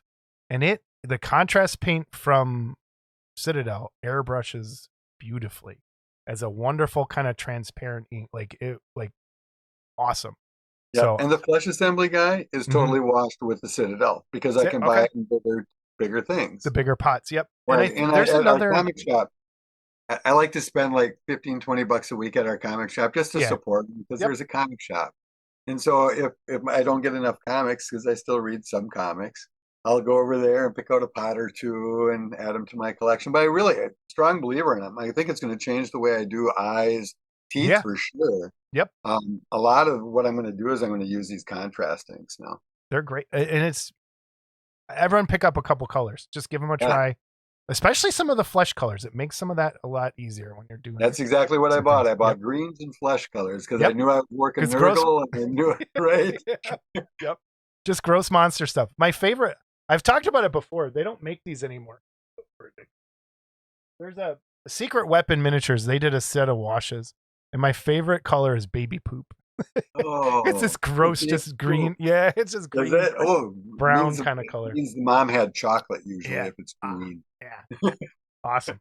So everybody, please, trying to inspire people, try and find ways to spread the hobby love around, and we got to. Otherwise it goes away. There's a lot of things you can buy that are just paint only, like SpongeBob and Patrick. There's like a little paint only kind of kit. It's not a build thing. It comes with its own little watercolors. A tube of Apple Barrel or whatever cheap paint you can, and let them paint SpongeBob. Everybody. And Michael's has a lot of that stuff, like just those plaster statue kind of things that Yeah, Yeah. and the tubes, the 2-ounce tubes, there's always a sale for 79 Yep. cents or 99 cents. And So those paints that's all they I work. use, Yeah. really. 99% of what I paint is with my cheap craft paints.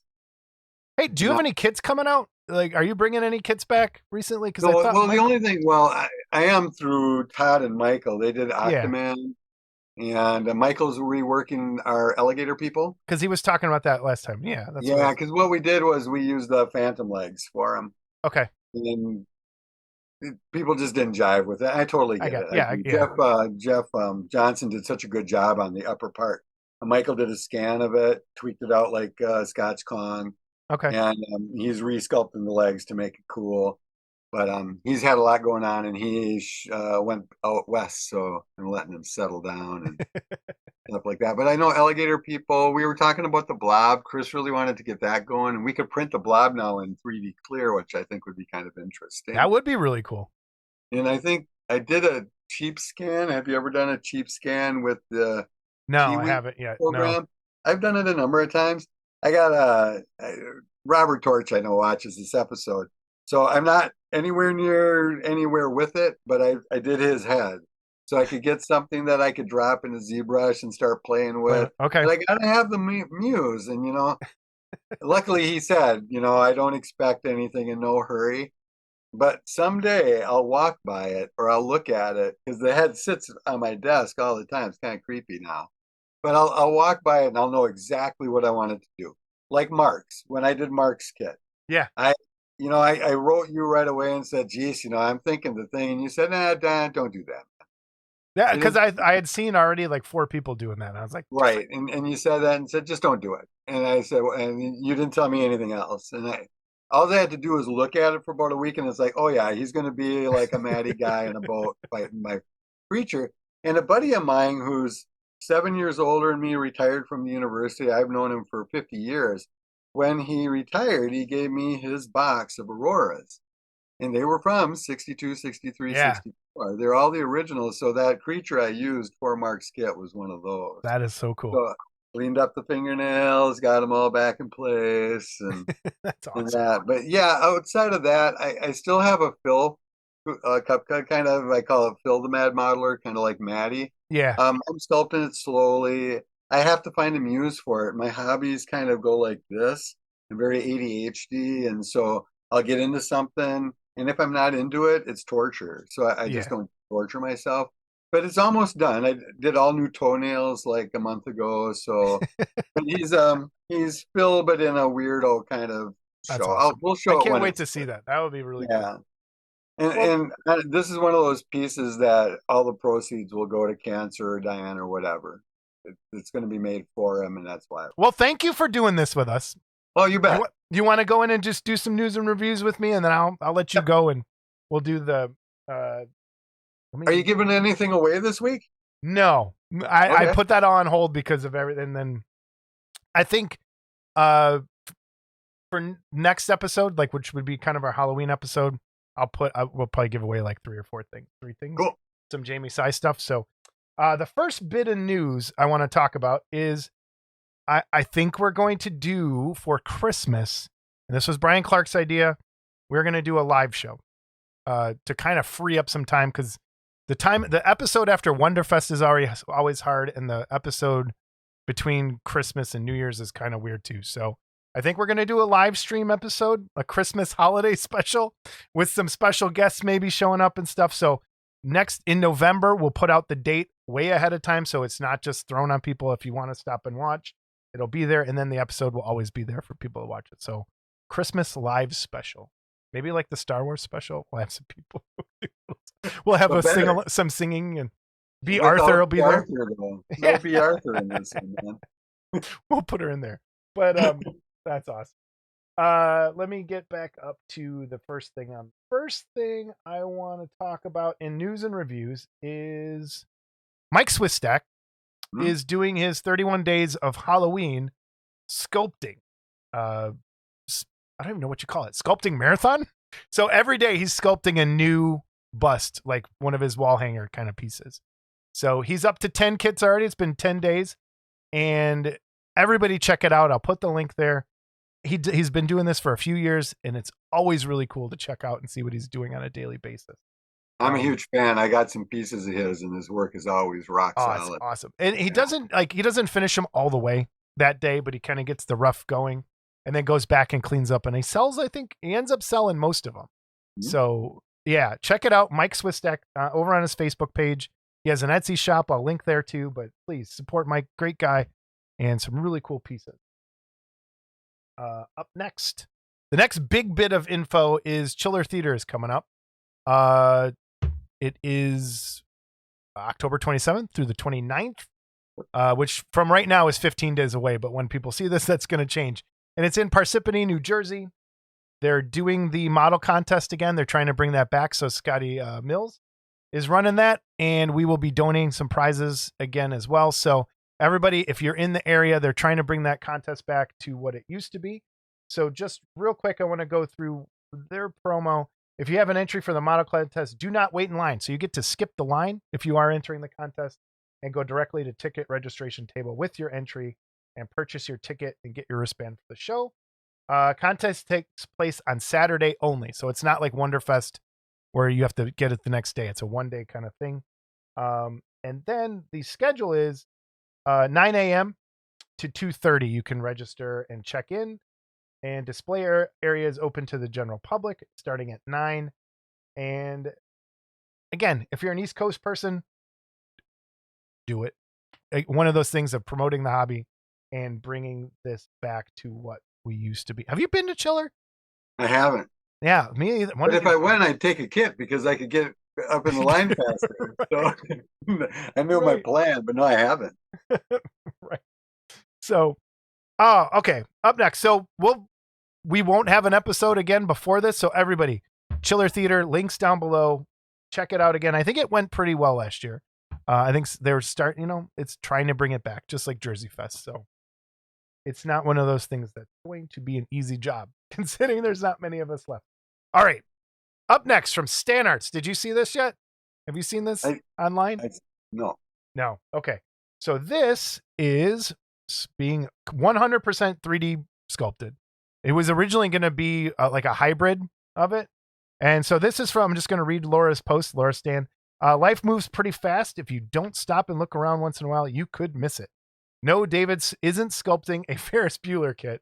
That line couldn't be more appropriate, though. This time is just going so quickly.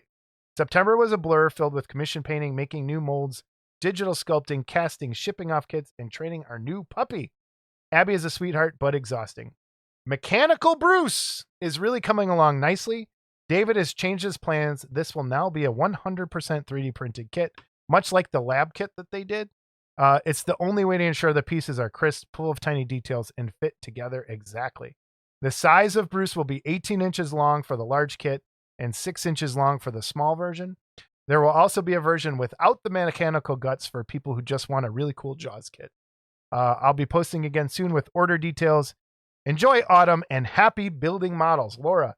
So pretty cool piece. That is cool. Like why has no one done this before? Or have they? Have you seen like outside of ships? No. I've seen ship and airplane ones that are like this. This is really cool. And I think that is so. Do you think it's based on like designs? I'm knowing how meticulous David is. I'm guessing this is straight from like some sort of diagram somewhere. Cool. That's either like a replica. So that's even cool. If that's the case, awesome. Yeah. And I think 18 inches. Yeah, that's huge. It is. I'm kind of hoping that the other side looks just like plain shark. Like, and so you could just, depending on which way you're looking at it. Oh, that's even better. Like put the nameplate on both sides. Yeah. So if they're looking, just depending on where you're at, it looks like Bruce, and the other side looks mechanical. So that's I think that's a great idea. That's fantastic. So keep it up. Well done, Stan Arts. That's awesome stuff coming. Ooh. And then up next, Lilith. Pull this up. This is now. Do you know what this is from? This Marvel. comic cover? Yeah, it's Marvel Comics. Okay, all right. So I'll let you kind of talk about it. You'll know more. Oh, it's Lilith sculpted by Eric Sosa. It's 1/6 scale, 19 resin pieces, and go do prices here. Yeah, we'll do prices. Here, $250. $250 plus shipping. Yep. And this is yeah, from this is those black and white cool Marvel magazines kind of stuff. Yeah. One of the characters in those. So from Resin Realities, Jayco, formerly Jayco. Really cool looking kit. It really is. And then the original artwork here, this so people can see it. This is what it's based on, the Haunt of Horror. Yeah, the Haunt of Horror. And it's got the bats flying out of the cape. So when you look at the actual pieces, the bats are sculpted into the cape, and you got her standing there. That's still it's a pretty cool. Nice display piece. It really is cool. Kind of flip through these. So head on over Resin Realities. It's got a good height to it too. Yeah, it does with that bait. Yep, it's gonna look cool. Oh, the parts look clean. Very clean cast. Oh, those bats. Yeah, that's nice. And then, so I'll put links for Facebook down below and also resinrealities.net. Support the great kit company doing some really cool stuff. He also has his giant Kong coming too. We showed, you got one coming, you said? I got one coming. I'm excited about it. Awesome. I told him I needed inspiration to get back into the big model. And I need inspiration to finally break out the airbrush and start using it a little bit. I've gotten so far away from my airbrush. I agree. I need to get back. I've never really been a user of it. I started doing it when I started doing the mask just to do base coats on some, just hard hit. And then I'd come in with a brush. But I need to get into it because I'm afraid that Kong is going to be a lot of work. That is going to be a lot of work. Yeah, you're going to have to airbrush parts. No, the casting of people, I know this will be a little hard to see on people's TVs and computers, but the castings on here look great. Well done. And Eric Sosa, great job sculpting. Yes. All right. Up next. This is crazy. I think. So I got and you're probably on Cult TV Man's mailing list as well. Yep. So I got this email yesterday. And I'm just going to read from the email and then kind of go through some of this. So let me pull this up. Many new figures from X Plus. X Plus is gearing up for a big year in 2024. They had previously announced a few of these, but now they've previewed many more kits at the All Japan Hobby Show recently. Please note these are very preliminary and subject to change. They do not have final pricing on anything or further details. They are listing these now so customers can commit to them early. If you're not comfortable placing a pre-order before we have final pricing, please wait until later to order. These kits are listed for 2024. But as always, there could be delays or changes. So I want to go through the list. This is nuts. It is nuts. It is kind of nuts. So here's what they have coming out. X Plus. Metropolis Seated Robot Maria 1/8 scale from X Plus. So they took that Maria kit and did right here. Right there. Let me wait, keep pointing. I'm going to pull that back up so people can see it. Right there. Wait, I'm going to I'll put even bigger. Where's just you? There we go. People can see a little better. So the seated Maria version that comes with like the energy rings, so you can see it in the picture I got here, has the energy rings, and I have a feeling it's gonna light up, or there'll be a way to light it. I got lights on this one. Okay. It's not working because my batteries are out. But I took LEDs and wrapped them around the bottom. They look great there. Awesome. So this has those clear plastic rings that I think people will be able to do cool stuff with. So has the rings around it. So Metropolis Seated, the Rhedosaurus. What is it? So Scott doesn't. Yeah. What? Say that again. Rhedosaurus. Beast from 2000 Fathoms from X Plus. This is the one they've shown it a couple times. It comes with a lighthouse, so that's coming.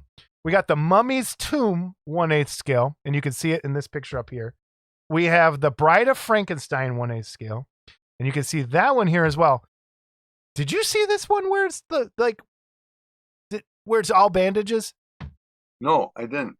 So it's in there. You can why has no one ever done an all bandage bride before? Has someone done that? The Wars goes to here. This has her whole face, everything. Yeah. She's kind of frickin' love it.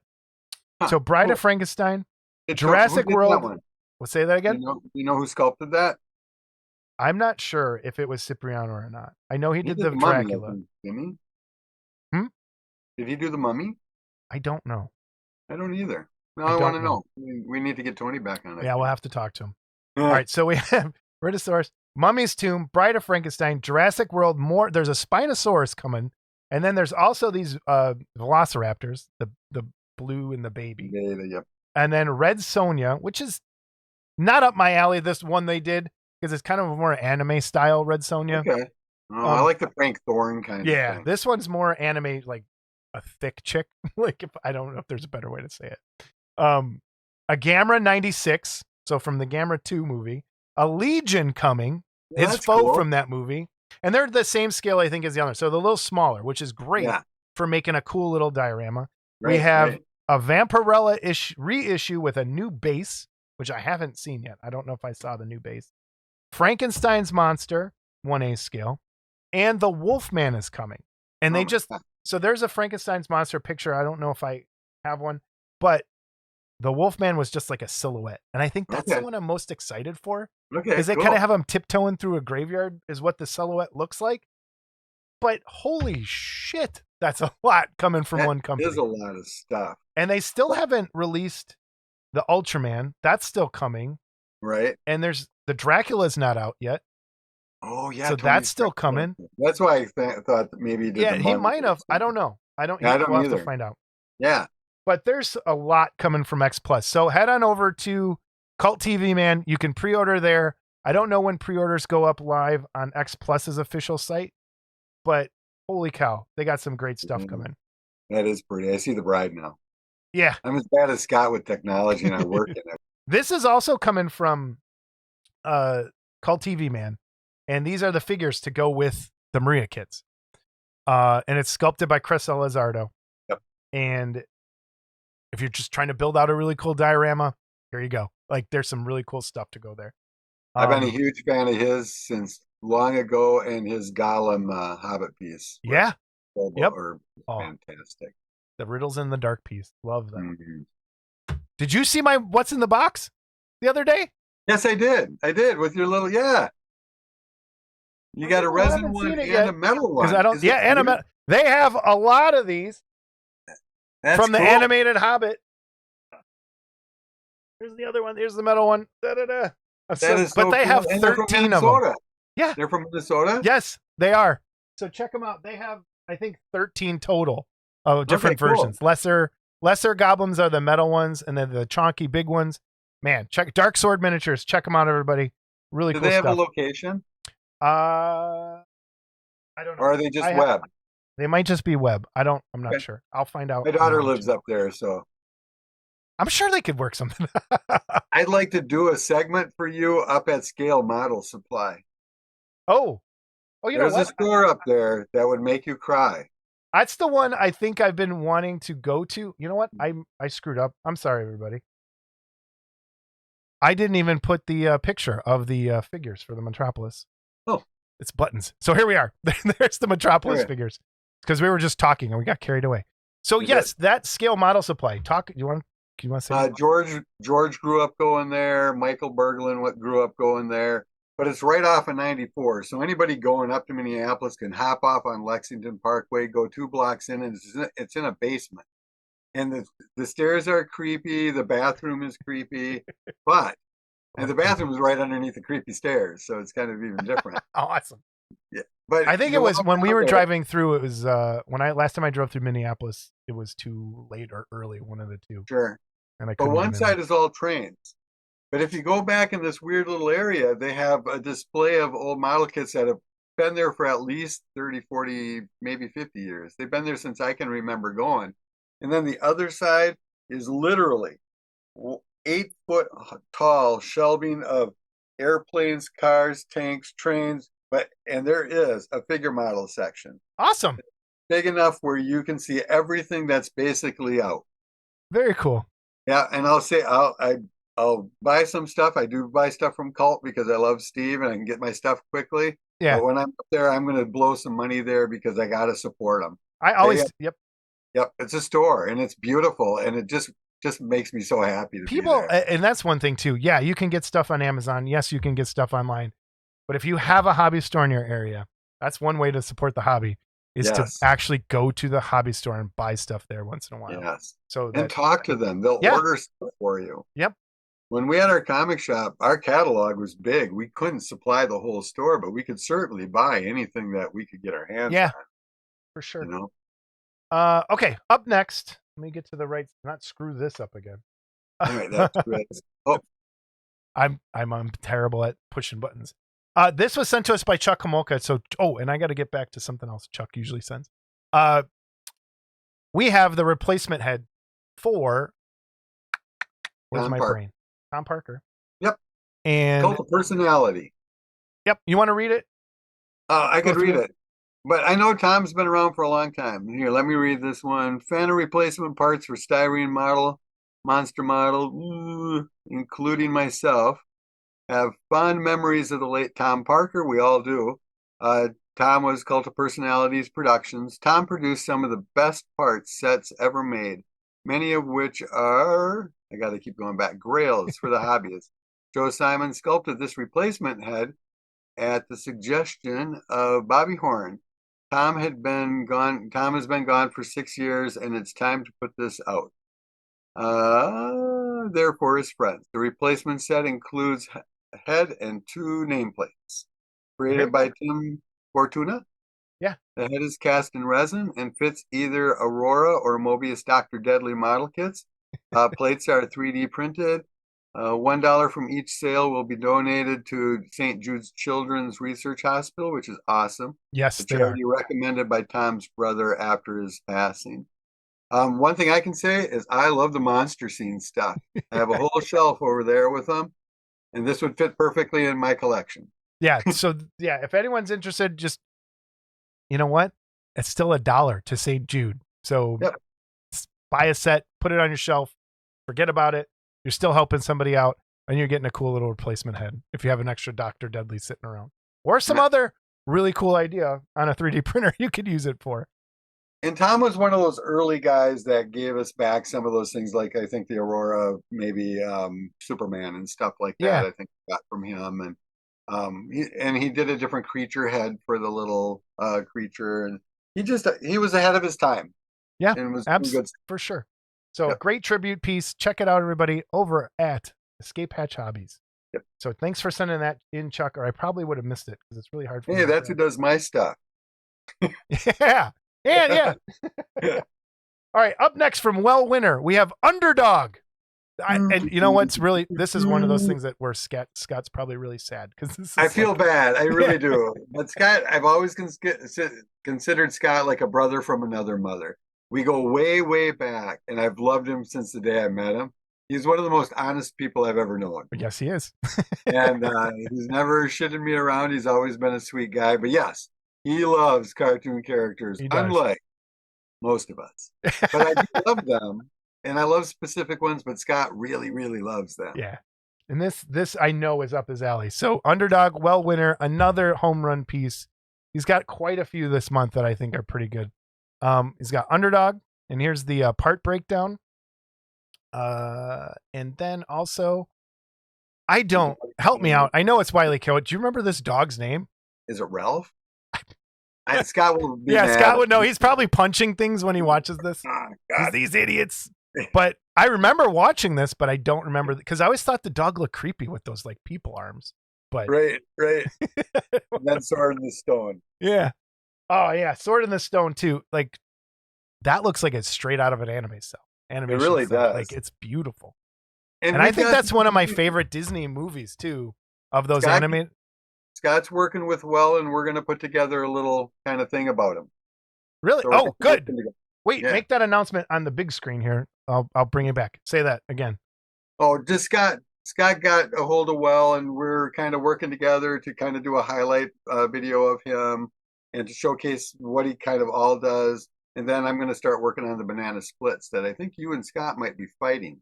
Yeah. But I'm not sure yet. Oh, that would be awesome. I still have you around, those kits that I made for you. Yeah. Oh, I grabbed your pictures, and I'm going to, if people are interested, Rob did an amazing little diorama with our Model Club TV figures, and they're going to be in the gallery at the end. So please check those out, everybody. They'll be there. So every so often you take a picture and you go, holy smokes, that looks so good. The light is just right. And when I did it, it was like, I want this to be a Viewmaster viewer so bad. Oh. All right. From Rise 3D Printing. Oh, yeah. We have Ahsoka. They have an Ahsoka coming out. Full figure. And I have probably a bust as well. Yep. Beautiful sculpture. The bust. Like, I'm not really. I loved Rebels, the cartoon. I haven't watched the new live thing. So, and not Rebels, the Clone Wars cartoon. I had a situation not that long ago where I said, "Hey, Laura, we're like a season behind in Mandalorian, and this new one's coming out. We still haven't seen Andor." And she goes, "Sweetheart, I'm not really into it like you are." And we've been together 43 years, right? Yeah.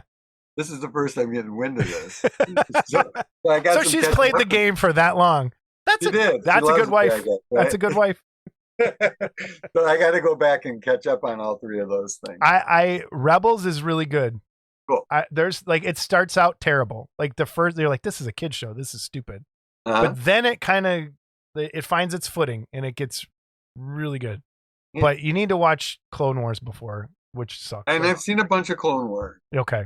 Did you see Young Ones or whatever it is? No, I didn't. No. Is that the young ones that Anakin kills later? Yeah, I think so. That's the first thing I thought of. My favorite Star Wars moment after, like, because I'm not a fan of, like, the newer stuff I just haven't liked. But my favorite Star Wars moment in the last whenever I watched it, because I watched Clone Wars late, is when Ahsoka just basically gave the Jedi the middle finger and was like, I'm out of here. Screw you guys. This is stupid. I'm gone. And that's where, like, I've watched some of the stuff with the series she has now, and it doesn't have any of that. Like, she doesn't. Oh. She's so stoic, I think, in this newer stuff. Bad. And it's like, come on, I want more of the mouthy, like, I'm out. Screw you guys. I'm done. Right. But that's because Mandalorian was so popular being quiet. And, no. This is a great sculpture, though. Well done over there at Rise 3D Printing. Check it out. It'll be out soon.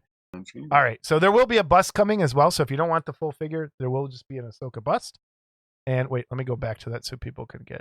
It's cut really well, right in your waist. That's nice. And this is another piece they have coming. It's their first in a series they're calling the Signature Series as well of historical figures. And this is Joshua L. Chamberlain, who was I think he was a professor and then went and fought for the Union Army and was a Medal of Honor recipient? I'm not 100% sure, but he might have wrote My Confession. Okay. Which is kind of what Blood Meridian is kind of based on. A real telling of that time. Okay. But I think this is who wrote My Confession. I'd have to look. I'm sure Joe will get back with me and explain it. I bet he will. I am not a buff. I do not know my Civil War history other than the stuff I learned in 5th grade. If you want to read true horror, Blood Meridian, and My Confession will do it for you. All right, that sounds terrifying. Blood Meridian was written by the same guy who did No Country for Old Men. He just passed away. Oh, No Country for Old Men is great. Like, I'll remember it in like 5 minutes because I'm old. I know the feeling. Yeah. That's it for news and reviews. We can do a quick workbench. Are you working on anything? Well, I'm going to get that Kong, so I'm excited to get that going. I just printed a ton of orcs pieces, so I'm going to glue a bunch up, I think, and see where I go with that. But I really want to. Which orcs? Oh, they look kind of like military ones with detonators. But what's the company? Who's the? Oh gosh darn it! I got it off my mini factory. Is it the Mr. Modular? Oh yes, it is. I love that guy's stuff. Hey, thank you so much for allowing me to spend my money at my mini factory. For people who don't know, my mini factory, they have larger scale stuff, and as Rob has proven, and I have proven, you can take those minis and blow them up really big. I got to show you something. I'll be right back. I'm going to show you too, because I showed Brian, but I'm really excited about this. Like a 50 millimeter. I'm glad you're. Oh, look at that! It's beautiful. He's like a 1/6 scale guy, and his details are all there. And for people, like, when you sent me pictures of it, it doesn't do it justice. Seeing it in your hand like that is. So people, just because they're minis, if you have a printer, doesn't mean they have to be minis. So I did the same thing. I just showed Brian on our last. This was supposed to be a mini too, but it's a Goblin Wolf Rider. Oh, looks great. That I made, like, look at his crazy face. So awesome. Oh my gosh, that's beautiful. So he normally is supposed to be, mini, but I'm like, you can kind of tell when you're looking at the sculpture, you can go, holy smokes, the detail here, right? And these are supposed to be sort of cartoony anyway. It's Warp Miniatures that did this. But yeah, Mr. Modulark he's got such cool things. If you go and look, and he just re-released them, the punk heads. He has orc punk heads, like punk rockers. Yeah. And the one is Vivian from the Young Ones. Oh, Young Ones, yeah. With the stars across his head. I was just talking to a couple yesterday about this. I love that show. I love the Young Ones. I always thought I was closer to Neil. Yeah, you are very close to Neil. Just say lentils one time. I'm not. Yeah, I don't know who I would be. I'm more Vivian. Like, just shut up. Like, I think because I'm not Mike and I'm not Rick. Sufferable prick. But yeah. Oh man, I love that. People who don't know the Young Ones, please go watch the Young Ones. All right. Really, it's awesome. So anything else you're working on other than that? Printing. I know videos? I got some of the Aurora redos that I was thinking about needing to do an Aurora kit one of these days because it makes me always feel good. And I'll usually do it. Spenguli for Halloween is doing double movie night. So we got Abbott and Costello and Frankenstein, something like that. First movie, and then the newer Invasion from Mars. But I'm a Spenguli guy. Yeah. So my Saturdays tend to be Spenguli, and then I usually stay up till Voyage to the Bottom of the Sea and go to bed after that. So that's my Saturday. I'm glad that like other people can get him now, like around the country. Yeah, like, for sure. Available. Yeah, it's really good. You know, and some people you don't have to explain it to. Some people still shake their head. I'd love to get him on. Wonder if we could. Yeah, wouldn't that be cool? Yeah. That would be really cool. I've thought about it at our conventions. It's like, what would it take for me to get him? And I'm trying to work with my affiliate that works with them to see, this guy. And so far, no good. Because he does all of them down here. I think I don't know if he's traveling well. Is true? He's got to be older than me. Yeah, because I think everyone I've seen him at, he's always seated. He's always sitting down now. So yeah, that's about it. Outside of cleaning up the orc thing and. I'm sure all I got to do is walk by something, right? We all have boxes and closets full of this stuff. Yes. I'll walk through and go, oh, yeah. I know I got all the Hot Wheels that I've wanted to do.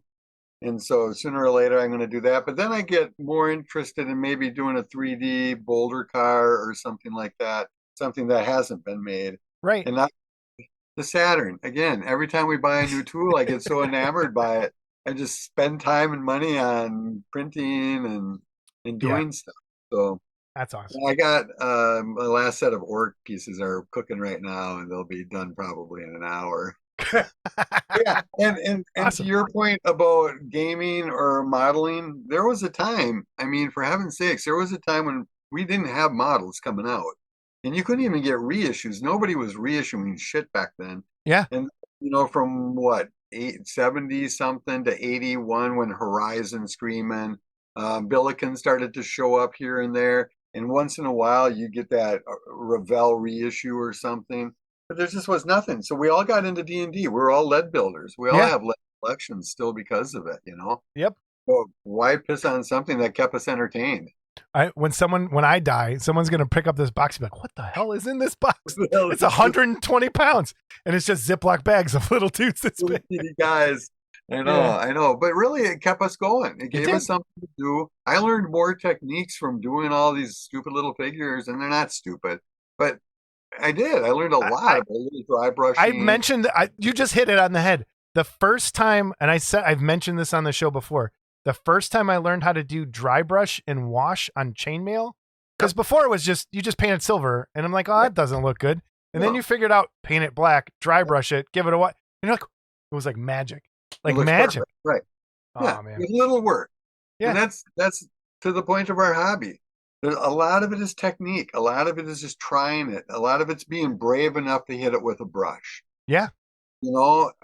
I really believe our hobby is open for everybody. It's not some trick that David Fisher knows or or something like that. Or anybody. Yeah, I agree too. You take the time. Like Mike Wallace is a really good friend of mine. He lives down in Madison, where Wisconsin. Oh, that guy. Right? I spent a night with that man.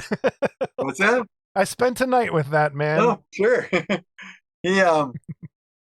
He spends time on it, and you can tell. You spend time on it. You can tell I kick out kits in a day or two. And but there's something to that as well. Right. Just getting something done to get the ball rolling, I call all of it therapy. Yeah. And that's why clipping and gluing pieces is therapy for me. It really is. It is. It totally is. Oh, the little guys, it's been a rough couple of weeks moving, a Yeah. house in 2 weeks. So every night when I get done, I sit on the dining room table and just sit and paint the little guy Yeah. and feel better about things. Yeah. And Absolutely. let the Well- ibuprofen settle in. Oh man. I want to leave it there because that's a great place to leave it. Thank you so much for filling in tonight. I'm happy and I'm sad that Scott couldn't make it. Yeah, we'll You figure out can't what's going on. replace that kind of greatness. Sit around. He lets me know that every time. I can imagine. I love him. I've been a fan of his for a long time. Even when he's cocky, I still got a good spot for him. So he's come along. Yeah, I love what you guys do. Keep it up. And we love what you do too, sir. And someday thank you these for doing younger it. people will do it, and then you can break off, and we can do some monster mass and kill team together. Right? For sure. Yes. Heck yeah. Cool. Thanks, man. We'll see you soon. Take care, everybody. Bye. I'm going to go ahead and do emails, voicemails, and corrections myself. Thank you again to Rob Mattison for stepping up and joining in. If you want to send us a voicemail, in the chaos, I wasn't able to get the button set up for this, but it is 708-816-4299, 708-816-4299. I'll put it in the description below. And the email, if you want to send us an email, it's modelclubtv@gmail.com. We only have a couple emails here, and I have some things. Ooh, this kind of messes stuff up. How am I going to do this? Oh, Scott, you messed me up. All right, first voicemail is from, let's just play it. And the thing is, these are kind of aimed at Scott, and I wish he was here to hear them. Can I get a bit of volume? Mic check. Scott, can you hear me? Is this thing on? This is Mike Parks, sole creator and forever owner of Mad Lab Studio. Well, I caught wind of what's happening down there, and I just wanted to let you know, Scott, I don't love it. Matter of fact, I pretty much hate it. There is a reason I sculpted small, because that was my thing. The line was called Tiny Terrors for a reason, and it wasn't because they were big. So, yeah, it looks like you're getting a bit carried away with this whole 3D printing deal. Oh, and before I forget, I was also asked to pass along a message. That message is, fuck Jason Walker, too. What? All right. Thanks, Mike. I want to know how these dead people are getting phones. How are they getting into the phone lines? They actually have a phone? Is it internet based? Is that how it's happening? I don't know. I don't know what I did to Mike. Whatever. All right. Next voicemail. So, some fool in the realm of the living dare impersonates me. The Dark One, the Tempter, Lucifer, Beelzebub, all-seeing and all-knowing. Well, let me tell you this. I've never referred to myself as Lord Hate. Such an utter ridiculous attempt at jest. I will deal with that Nimrod. When I do, he will beg for mercy and repent and regret that he had called in and made such a jackass of himself. John Tucky roams freely. His disdain feeds my hunger. His hate stokes the flames of Hades. He's my minion, my homunculus. Oh, and one last thing. Fuck Jason Walker, too. Dude, what have I done to Mike, the devil, John? Whatever. Well, there we have it. Mike's not happy. The Great Deceiver is not happy. The greatest thing about those voicemails is that Google Voice, when you leave a voicemail, it does a printout typing of what the voicemail says, and it ridiculously gets it wrong every time. Oh, it's quite funny. All right. On to the emails. Hey, Scott and Jason. This is from Roy Kirchhoff. He's got some stuff in the gallery this episode. Hi, Scott and Jason. Great show. The Mike Berglund interview was very good. I have 4 of his kits: Spring Hill Jack, the Heap, the Wasp Woman, and the Devil Witch. On a non-related subject, here are a few photos of my flivver. Next episode is the big 80. Yes, this was episode 80. Cheers, Roy Kirchhoff. Everybody check out Roy's work. I will stick it in the gallery. I'll do a quick there, but the rest will be in the gallery at the end. Thanks for sending it in, Roy. I deeply appreciate it. I really do. Next, from Raymond LeGrant. He sent in the pictures of his lit up, and he had the email last time. he sent us his lit up model kits. He sent me the links to the YouTube videos, and I can't show you the picture I had because of the way things went sideways here with missing a person. So I will put all of the links down below to every single thing he sent me. So if you're interested in seeing how Raymond LeGrant put those lit those kits and what they look like in action, follow the YouTube link, subscribe to his channel as well, so you can see anytime he has something. Thank you, Raymond, again, for sending those in. Appreciate that as well. This is from Scotty Mills. So this goes back to our little chiller discussion earlier. Hi, guys. I flew down to Jersey Fest for the first time, and it was a fun weekend. It was great running into a lot of old friends I hadn't seen in a while. It was a good show, and there were a lot of great kits for both sale and in the model contest. I thought it was best to wait for Jersey Fest to be over before I would write and put in a plug for the upcoming Chiller Theater Model Contest in Parsippany, New Jersey on Halloween weekend. The show itself runs from the 27th to the 29th, but the model contest is only on Saturday, the 26th of October.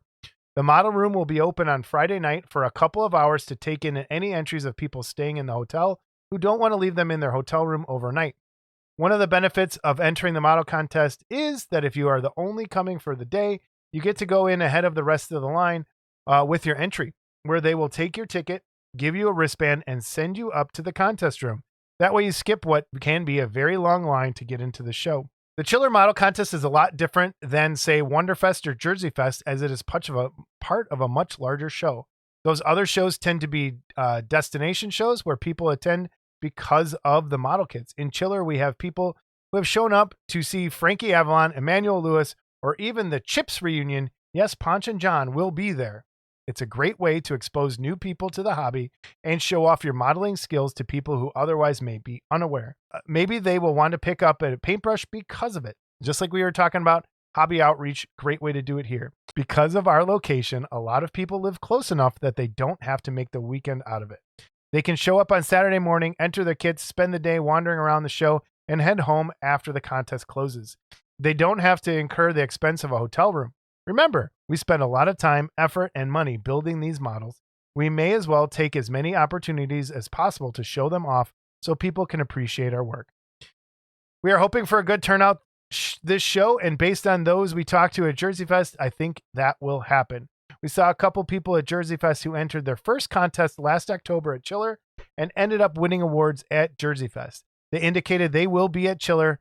We also had a couple of other vendors indicate they want to donate kits to sponsor, and a few are considering getting tables in future shows. So that is all positive and indicates some growth. I don't think we will ever get back to the heyday where the vendors room had both booths for Screamin', Horizon, Cellarcast, Janus, but with the rise of 3D printing, I think we can see a lot more models for sale in the vendors area. For more information, people can visit the website chillertheater.com, and if they have questions, they can contact me by email at chillermodels@gmail.com.